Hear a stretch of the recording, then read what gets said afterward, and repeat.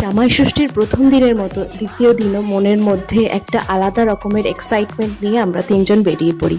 গোলবাজার গিয়েছিলাম, কিছু জিনিসপত্র নেওয়ার ছিল, তো সেগুলো নিয়ে আমরা তিনজনে আমাদের বাড়ির পথে এই যে চলেছি। যেহেতু আমরা জামাই ষষ্ঠীর দিন অনেকটা লেটে পৌঁছাই, তো ভেবেছিলাম নেক্সট দিন একটু তাড়াতাড়ি যাব। তো বাড়ি পৌঁছেই গরমের অন্যতম একটা খাবার আম দই নিয়ে বসে পড়ি। তারপর দেখি মা কাঁচা ইলিশ রান্না করছে, লোটে মাছের ব্যাটার রেডি করে ফেলেছে ভাজার জন্য, আর সেই বড় কাঁকড়া কারি রান্না করে ফেলেছে, ক্র্যাব কারি। আহা, কি অমৃত! তারপরে ভাবলাম যে চলো সবাই মিলে একটা ইভিনিং আউটিং হয়ে যাক।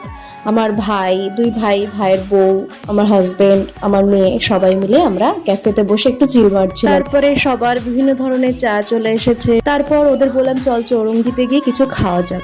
সেখানে গিয়ে আমরা টুকিটাকি কিছু স্ন্যাক্স খেয়েছিলাম, কারণ দুপুরে এত খেয়েছি, পেটে একদমই জায়গা ছিল না।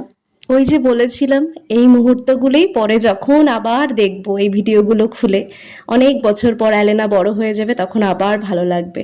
তো চলো আজকের মতো টাটা, আবার দেখা হবে পরে কোনো ভিডিওতে।